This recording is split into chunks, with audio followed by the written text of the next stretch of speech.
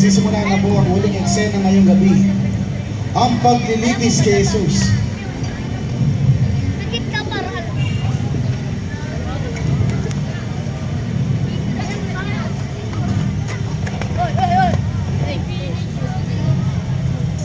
Kailangan ng malaman ang lahat ng mga naririto ang ginawang kalapastanganan sa ating ng mga pinutusan. Itong tinatawag din Jesus ng Nazaret, ang kanyang pagkakasala ay ang pagsasalita niya ng laban sa Diyos. Pinaparatangan din siya na nagsasabi ng kung ano-anong mga bagay na wala namang sapat na katibayan upang ito'y mapaniwalaan.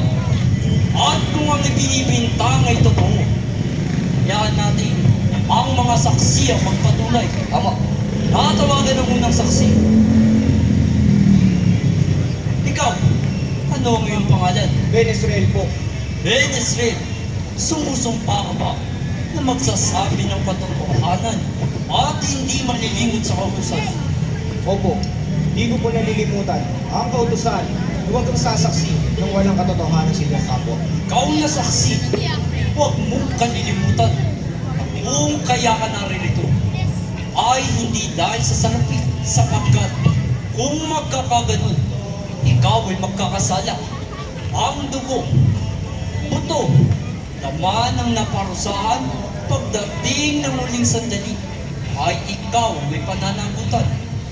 Ang aulugan lang ng buhay at kaligtasan nitong taong nasasakdal ay nakasalalay sa iyong mga pangusap. Ikaw ba talaga ang nakarinig at nakasaksi sa mga kasalanan na sa kanya ibinibintang?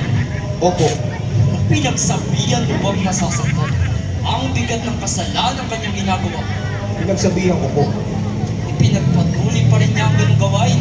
Opo, Yun, Ben Israel, sabihin mo sa amin kung anong mga pangusap ang karinig mo ay binigkas ng kanyang mga laman. Sabihin mo.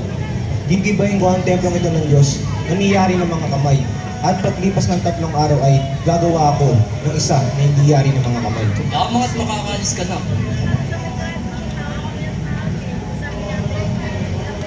Ngayon, Jesus ng Nazaret, ano ang masasabi mo sa iyong mga narinig? Hindi mo ba tinututulan ang sinabi ni Ben Israel? Inaamin mo ba na sinabi mo ang mga bagay na ito? Natawag ng ikalawang saksi. Ikaw, ano naman ang iyong pangalan? Isaac Ben Marat. Saak Ben Marat. At ano naman ang masasabi mo sa hukumang ito? Narinig ko po na sinabi ni Jesus ng Nazaret, gibayin ang templo nito at gagawin ko ulit sa loob ng 3 araw. Lamang at makakalis ka na. Ngayon, mga hukom, narinig ninyo ang isinaan ng 2 saksi. Ang kinakailangan sa usaping ito, hindi pa ba sapat ang kanilang mga itinuran para sa katotohanan ng pagkakasala nito si Jesus ng Nazaret? Hindi ko masasangayunan. Tama. Ang inilahat ng 2 saksi. Kung iniisip nyo na siya ay tama, ay nagkakamali kayo. Sapagkat ang 2 saksi ay nagsabi ng 2 salaysay na magkataliwas ang ibig tukuyin. Ang unang saksi ay nagsaad ng ganito, aking gigibain ang templong ito na niyari ng mga kamay. At sa loob ng 3 araw ay gagawa ko ng isa na hindi yari ng mga kamay. Yan ang unang paratang na ating narinig.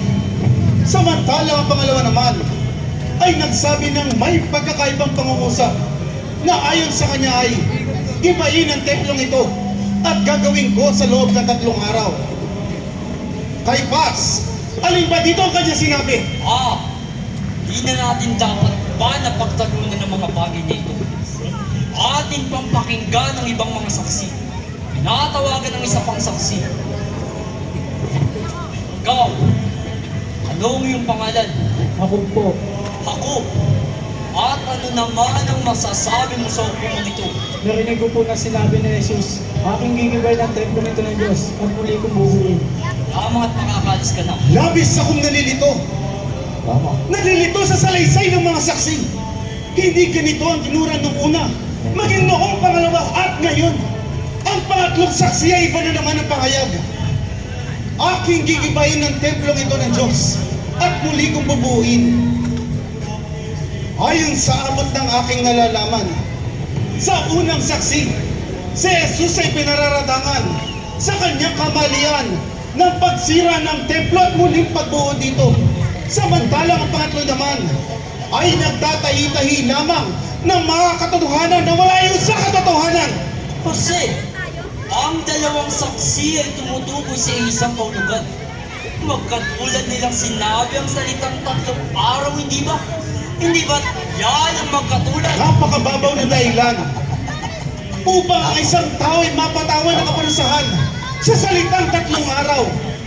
Ang paglilitiks ay ang pagsisiyasat sa isang tao na sasakdal sa katotohanan sa kanyang binibitaw. Jose, yung bang matindi ang ginagawa mong pagtatanggol sa kanyang kapakanan? Ginagampanan ko lamang ang aking tungkulin sa isang taong nangangailangan, lalo pangat sa tulad niyang wala namang kasalanan.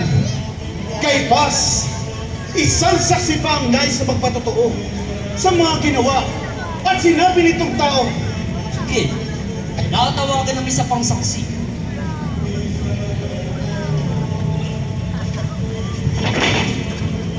Ikaw, anong iyong pangalan? Benjamin, mula sa buhok ni Haring David. Benamin.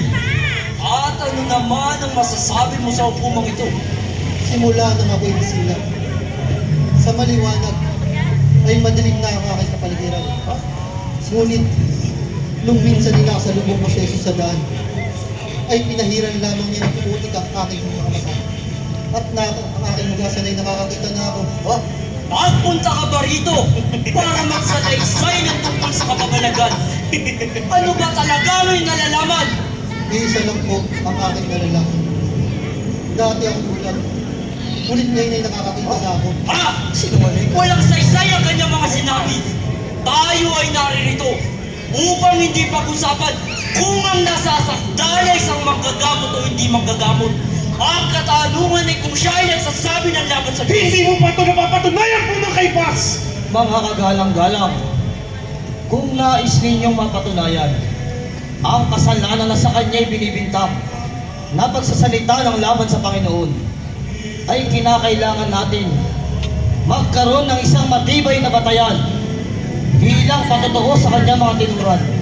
Hintayin nating masira ang templo at hayaan natin muli niya itong gawin sa loob ng 3 araw.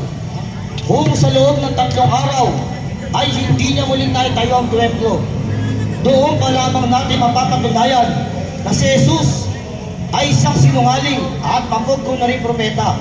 Yan ang batas at yan ang dapat natin sundin. Mga paring pinagbibitagan, hinihiling kong ang usapin tungkol kay Jesus Nazareno ay atin ang tapusin. Wala akong mapusuko sa kasalanan na sa kanya'y binibintang. Bakit hindi na lang natin hayaan na siya'y umuwi sa kanilang tahanan? Jose, at ikaw Nicodemus, na bawang mararangal, marurunong at dalubas ang manananggol. Tama. Tama naman ang inyong sinabi sa Isay na kinakailangan na ang dalawang saksi ay tumutukoy sa isang kaulugan. Ipagpalagay na natin na mabigo ang mga saksi yan. Yan ay di sapat na katibayan upang sabihin na ang usapin ito'y tapos na. Marami pa kaming katibayan na iarap. Laban sa kanya, inaakusahan ko ang taong to na nagbabansag na anak ng Diyos, ang Mesiyas na ating hinihintay. Yan ang kanyang mga kasalanan na kailangan tugunin sa usaping ito. Tumututol ako! Tama. Pinabago ninyo ang katwiran Tama. sa isang taong nasasakdal. Sa oras pa ba ng paglilitis, hindi ito makatarungan sa bulwagang ito! Huwag na natin pag-usapan pa ang salita katarungan sa bulwagang ito. Narito tayo upang masubok ang ating kakayahan. Ipagtanggol ang bawat panig. Ang ibinibintang na sala sa kanya ay ang mabigat na pagkakasala sa ating batas. Kay Bas, ang iyong mga saksi. Sunod, tawagan ng isa pang saksi. Ikaw, ano ang iyong pangalan? Simon Bentobe. Simon Bentobe. At ano naman ang iyong masasabi? Siya raw, Siya raw ay anak ng Diyos. Lamang at makakalis ka na susunod na saksi. Ikaw, ano ang iyong pangalan? Isra. At ano naman ang masasabi mo sa hukumang ito? Sarap ako. Lamang at makakalis ka na. Siya raw ay anak ng Diyos. Ayan! Dalawang saksi na magkatulad ang sinasabi. Kay boss, hindi kaya lubang mababaw ang iyong mga katanungan. Marahil ay sinanay mong maigi ang iyong mga saksi upang mapapaniwala ang matatanda kay dami ng oras na sa tangkay na bigtal. Ngunit ang katotohanan ay hindi pa rin malaman. Kung sinabi man ni Jesus na siya ang Mesiyas, ito'y hindi natin mapapasubalian. Hindi rin ito ang tinatawag na pagsasalita ng laban sa Diyos. Walang sesya, walang sesya. Lubhang malalim na ang gabi. Kaya't ang hiling ko'y, si Jesus ay pakawalan niyo na. Jesus ng Nazaret, maaari bang sabihin mo sa amin, sabihin mo sa akin, kung ikaw nga Kristo, ang anak ng Diyos? Jesus ng Nazaret, nutusan kita, sabihin mo sa amin, kung ikaw nga Kristo, ang anak ng Diyos. Tinututulang ko ang katanungan yan! Mga kagalang-galang, sa kanya na ring labi maaari nating marinig ang katotohanan. Ipagpatuloy ang pagkatanong. Inuulit ko ang katanungan. Jesus ng Nazaret, sabihin mo sa amin, ikaw nga Kristo, ang anak ng Diyos. Makasalanan! Iba ko siya, makasalanan! Narinig ninyo ang pinakamatibay na patotoo. At sa kanya na rin man nakalabi na mutawi ang kanyang kasalanan. Sandali lamang, konti ka tayo ligan. At ano pa ang nais mong marinig ni Nicodemus? Malinaw na natin narinig na siya ay nagsasabi ng kanyang mga kasalanan. Ang katarungang hinahanap mo ay ibinigay ko na sa iyo, Nicodemus. Ano pa ba ang iyong hangal? Inamin na niya ang kanyang kasalanan at ang magiging hatol ay tiyak na kamatayan. Wala ka na sa katwiran. Katwiray karapatan. Pagtanggol sa katarungan, ang liko-liko'y tututulan. Dumating man kung saan. Ang pag-abay hindi dapat. At pag-abing maliwanag. Dito sa kahabag-abag na aking namamalas, ang puso ko'y mawawasak.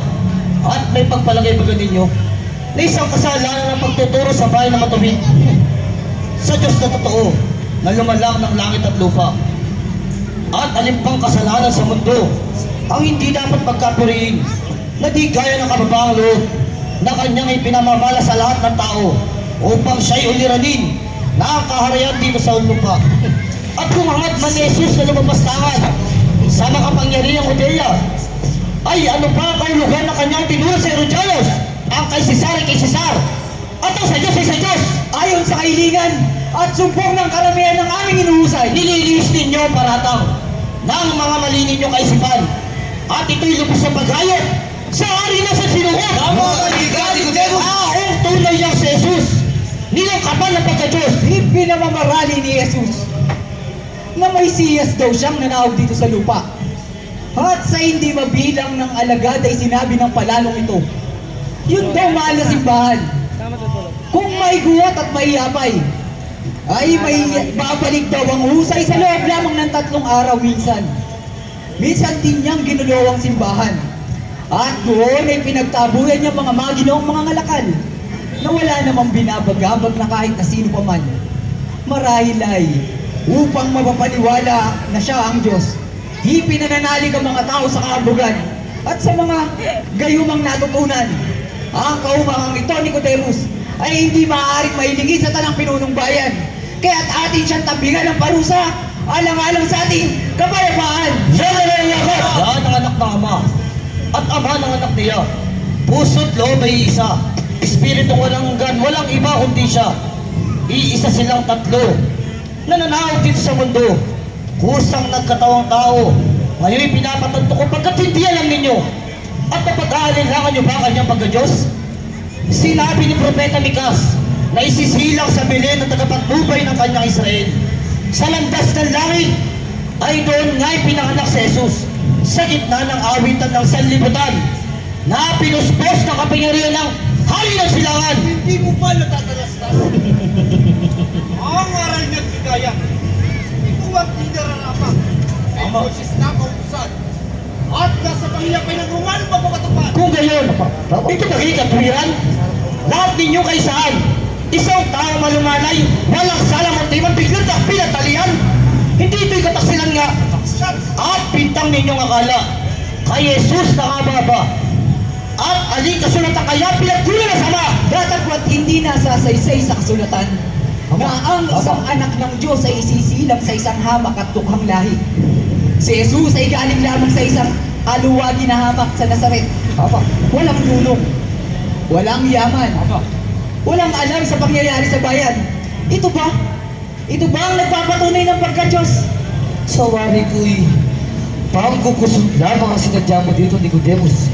Ano ba talaga yung mga ipaglaban ang isang naabing matuwid na tao at ipaninaw ang sa kanya'y binibitaw sa sala? Kung gayon ang layon mo, ay nauli ka ng lubos, Nicodemus, sapagkat pinagtibay na namin dito ang parusang ipapataw kay Jesus. Pinagtibay nyo na ang hatol, tunay ni Nicodemus. Alika o na nagturo sa inyo na musik o humato sa kasalanan may parusa kamatayan. Nicodemus, sa kasulatan ay nakalagda ang kapangyarihan ng mga punong udyo na makasiyasan o makausig sa isang taong makasalanan at sa pananampalataya at ikinakisnan. Kay laki ng pagyurak ninyo sa remang sa atin ay sumasakop at sa sandali ay ibig ninyong baligtarin ang balakad upang mabigyan daan ng pansariling kasiyahan.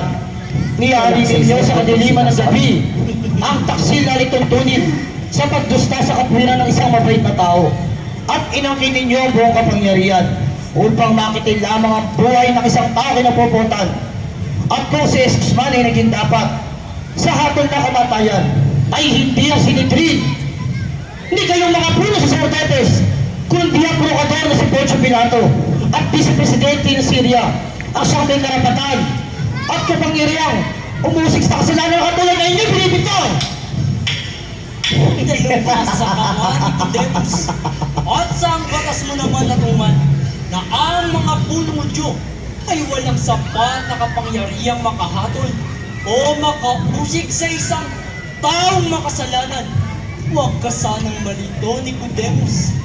Liwanagin mo ang iyong isip at kung hindi ka nangangarap, ay unaway mo na ang Sanhedrin ay may sapat na karapatang makahatol o makausig alinsunod sa kautosan ng mga punong udyo. Lalong katuwa-tuwa ang inyong mga ginagawa.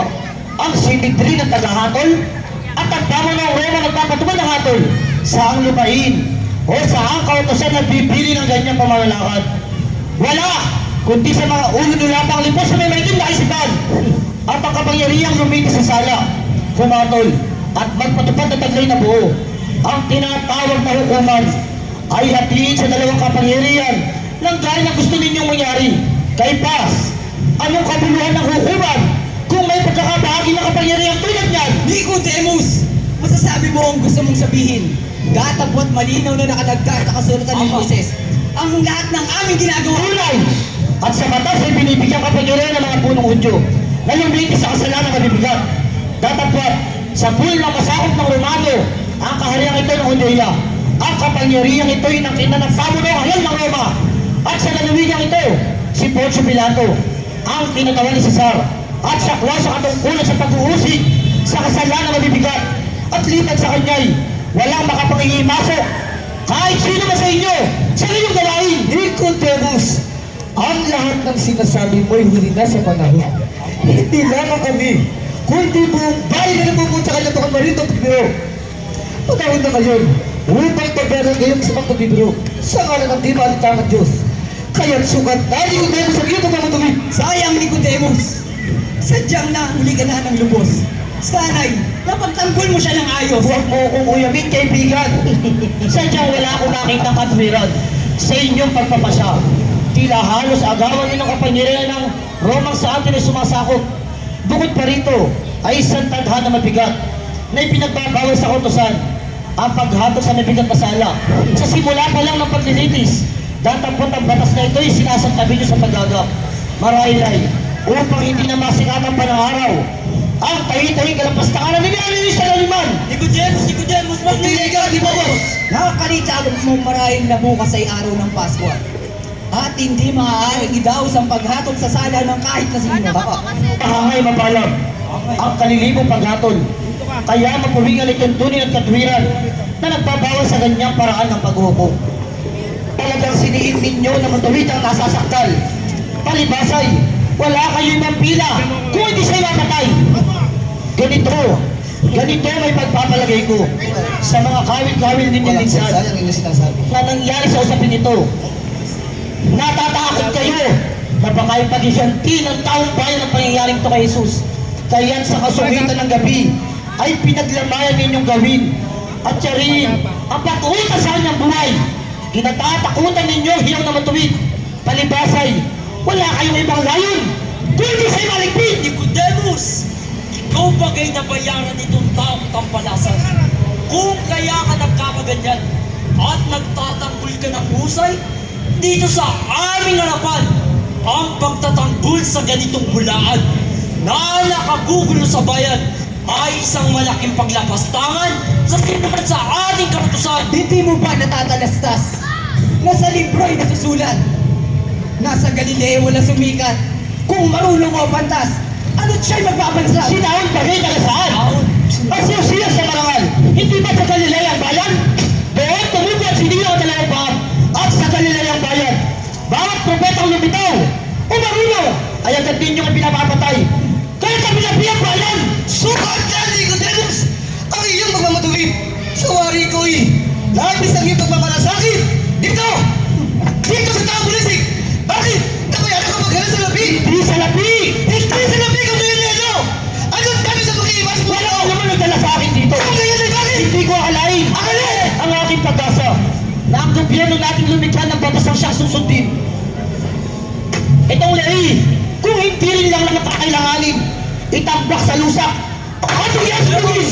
At ang mga sarili niyong pagaling! Nicodemus! Nawala na halos ang pitagang mo! Sa narito mataas na kumulungan! Pinon, Isra, Anas, at ikaw kay Paz, mga kisip, kilalanin ninyo ang katwiran at huwag niyo ilinis! Ay, ano masabi? Mga isang piling! Sa ako sasabi! Sa inyo, iba mo ang kinakailangan na sumpa ng bayan! Kailangan! Kailangan ka sa kamatayan! Ang kamatayan! Ang tumusta sa katwiran ay iwalang kisabay kabal! Ha? Walang kailangan! Suko na siya'y mamatay! Mga tanod! Itaboy silang lahat! Doon sa labas tanod! Doon sa labas! Lasad lang ako.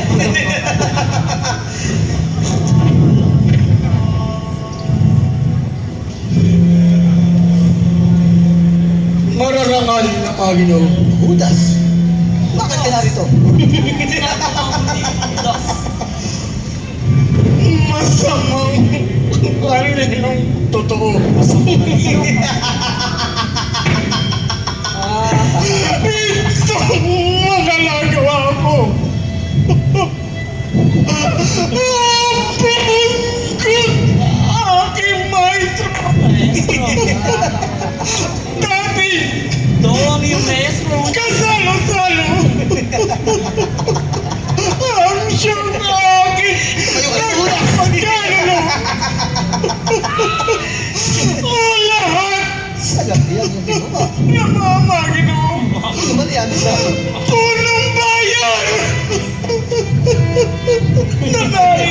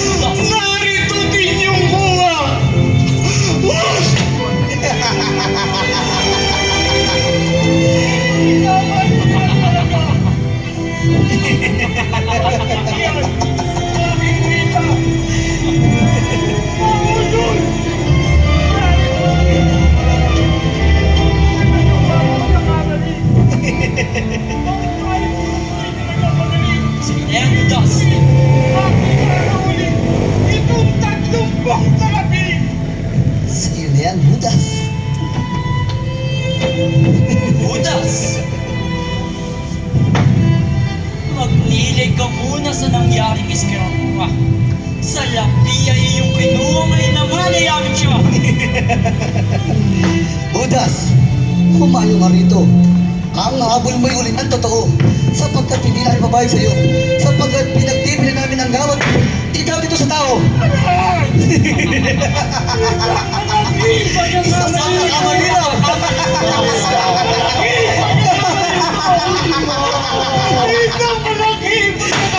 Ang walang pagkakamali, Judas. Sulong Judas! Sa labas ng templo! Dito rin ka kailangan!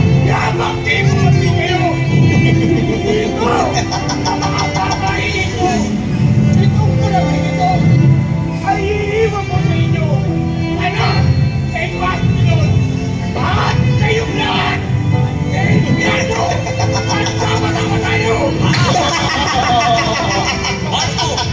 Kayo'y magsigaya at sa tanggapan ni Pilato tayo harap.